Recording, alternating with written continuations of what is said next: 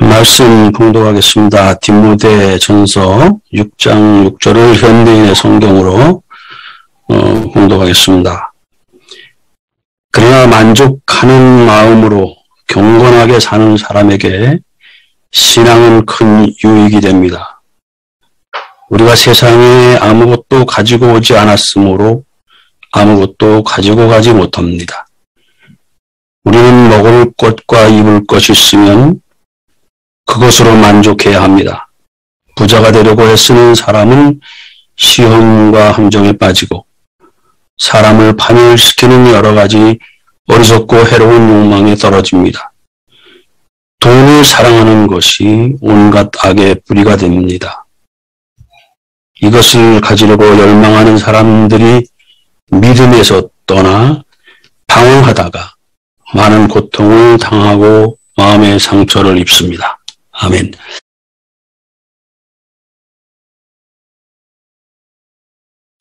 한국은 수년째 OECD 국가 중 자살률 우울증의 1위라고 합니다. 미국에서 10년 동안 살고 돌아온 고국의 모습은 다르게 느껴진답니다. 외국인의 관점에서 본 한국을 몇 가지만 이야기하려고 합니다. 비싼 외제차가 상당히 많답니다. 사람들이 옷차림, 외모에 엄청 신경 씁니다. 정치에 관심이 많습니다. 행정 속도가 엄청 빠릅니다. 보여주기 위한 삶을 사는 사람들이 많습니다. 조직 내 세대 차이로 인한 갈등이 심합니다. 아이들 교육열이 심합니다. 한국 여자들은 공주처럼 살고 싶어 합니다. 주변 사람들과 나를 비교하며 나의 존재감을 확인합니다. 체면이 중요한 사회입니다. 국민 전체 평균 교육 수준이 매우 높습니다. 대충은 살 수 없는 사회다 보니 근면 성실이 기본 베이스로 깔려 있습니다. 대기업과 중소기업 간 연봉 수준과 복지 혜택에 편차가 심합니다. 공무원, 공기업에 들어가고 싶은 사람들이 많습니다. 옛날 못 살던 시대에 비하면 국민 소득도 높아졌고 옷이 없어서 얼어 죽는 사람도 없습니다. 또한 굶는 사람도 없습니다. 그러나 우리들의 삶은 점점 퍽퍽해지기만 합니다. 아무리 열심히 살아도 뒤처지는 것 같고 또 뒤처지지 않기 위해서 노력을 해야 하는 세상이 되었습니다. 남들과 비교하고 남들을 의식하게 되고 남들과 경쟁하게 되고 1등만 기억하는 문화가 우리나라에 자리 잡게 되었습니다. 1등만 기억합니다. 그러다 보니까 남들과 또 경쟁을 해야 되고 남들과 비교를 해야 합니다. 그렇게 남들과 경쟁하고 비교하는 순간 행복이란 단어와는 굉장히 멀리 떨어질 수밖에 없습니다. 행복할 수가 없습니다. 상대적인 열등의식이 생길 수밖에 없습니다. 제 남편이 기타 동호회 회원들과 만나서 많이 듣는 이야기가 주로 정치 이야기, 자식 자랑, 아파트 가격이 얼마 오른지 이런 자랑을 많이 한답니다. 저도 마찬가지로 제독경 교회에서 일부 예배가 끝나고 점심 식사를 하면서 많이 들은 이야기가 똑같았던 것 같습니다. 제가 결혼해서 나무 새빵살이 하면서 저는 정말 내 집이 있으면 얼마나 행복할까를 많이 꿈꾸면서 살아왔습니다. 10년 만에 드디어 아파트에 입주해서 살아보니 저는 계속 행복할 줄 알았는데 그 행복은 한 달밖에 유효기간이 되지 않았습니다. 제가 지금 다니고 있는 회사에서 1년 동안 성과를 가지고 저도 상을 2년 동안 받았지만 똑같은 저도 그 행복이 유효기간이 짧았습니다. 저는 가끔 나는 자연이다라는 방송을 자주 봅니다.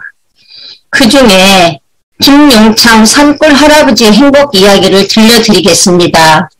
자연인 김용창 씨는 찾아오는 사람 하나 없는 첩첩산 중에서 홀로 여유와 멋을 즐기면서 살아가고 있답니다. 자연인은 과거에 평생을 생계를 위해 택시와 버스의 운전대를 잡았었답니다.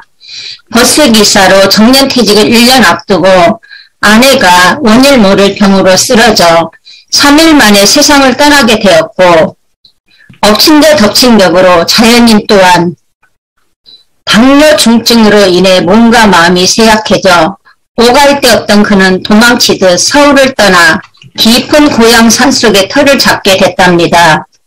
모든 희망을 잃고 죽을 결심까지 했었다는 자연인.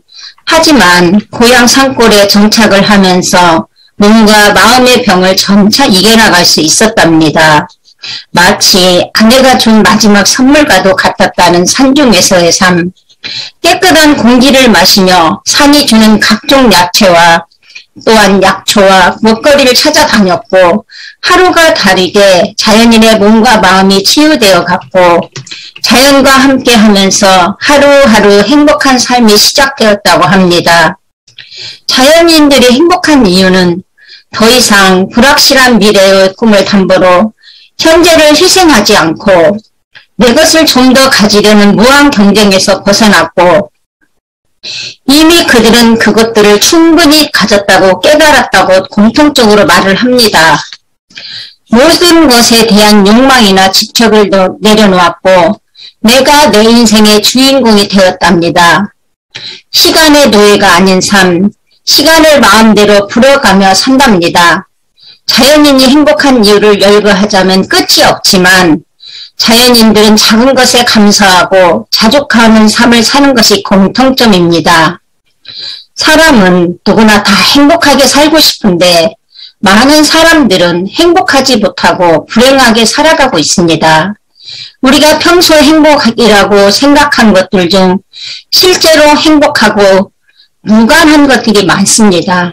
많은 사람들은 명품 옷, 명품 가방, 좋은 집, 보기 좋은 애모, 좋은 직장에서 근무하면 행복할 거라고 생각합니다. 이러한 육체적 욕망을 채울 수 있어야 행복하고 그 욕망을 채우기 위해서 재산과 권력을 가져야 한다고 생각합니다. 그것을 얻는 과정에서 과잉 스트레스를 받고 경쟁을 하게 되면서 그것을 얻을지라도 막상 행복하지 못합니다.